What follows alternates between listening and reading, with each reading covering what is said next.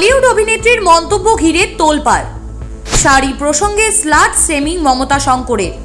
মেয়েদেরকেই কি অসম্মান করলেন অভিনেত্রী? বর্ষিয়ান অভিনেত্রীকে ধুয়ে দিল বর্তমান প্রজন্ম।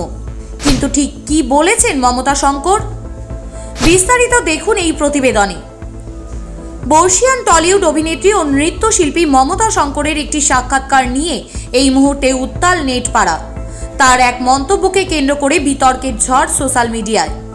নেটিজেনদের একাংশের দাবি, মমতা শঙ্কর তার মন্তব্যের মধ্যে দিয়ে সব শ্রেণীর মহিলাদের অসম্মান করেছেন।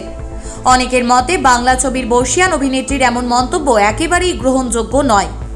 সম্প্রতি এক জনপ্রিয় বাংলা সংবাদ মাধ্যমে প্রকাশিত হয় মমতা শঙ্করের একটি সাক্ষাৎকার, যেখানে অভিনেত্রী মেয়েদের পোশাক পরা নিয়ে মন্তব্য করেন। সাক্ষাৎকারে মমতা শঙ্কর বলেছেন, আজকাল এমন হয়েছে যে শাড়ি পরব কিন্তু আমার আঁচলটা ঠিক মতো থাকবে না। আগে আমরা যেরকম বলতাম রাস্তার মেয়ে, যারা ল্যাম্পপোস্টের তলায় দাঁড়িয়ে থাকে বলতাম, তারা ওরকম ভাবেই দাঁড়াতো। কিংবা যদি গ্রামে কাজ করতে করতে শাড়ি সরে যেত, সেটা কোনো দোষের ছিল না। এরা মানুষকে আকর্ষিত করার জন্য করত, তাদেরও আমি শ্রদ্ধা করছি। তারা তাদের পেশার জন্য এমনটা করছে। এই সাক্ষাৎকারে অভিনেত্রী আরও বলেন, আজকাল যারা বিনা কারণে ওরকম ভাবে শাড়ি পরেন, তারপর লোক কিছু বললে রেগে যান। মেয়েদের নিচু করা হচ্ছে, মেয়েরাই তো মেয়েদের নিচু করছে। পুরুষ সম্মান করবে কি করে যদি আমাদের নিজেদের মর্যাদা না থাকে? আর কলকাতা নয়, টাইটান আই প্লাস এখন বনগাঁ শহরে। অলংকার, যশোহর রোড, বাটার মোড়, বনগাঁ।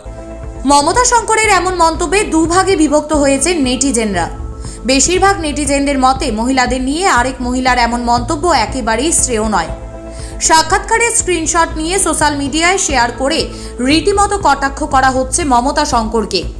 সোশ্যাল মিডিয়ার এমন ট্রোল নিয়ে অভিনেত্রী অবশ্য মুখে কুলু পেটেছেন। তবে মমতা শঙ্করের ট্রোলড হওয়ায় অভিনেত্রী শ্রীলেখা মিত্র লিখলেন, মমতা শঙ্করের নামে অভিযোগ করার আগে বা তাকে কটাক্ষ করার আগে বোঝার চেষ্টা করুন উনি ঠিক কি বলতে চেয়েছেন। আবার অভিনেত্রী স্বস্তিকা মুখোপাধ্যায় এই বিষয়ে রেগে আগুন। তিনি নিজেই হাত বাড়ালেন ল্যাম্প পোস্টের নিচে দাঁড়ানো মেয়েগুলোকে সঙ্গ দেবেন বলে।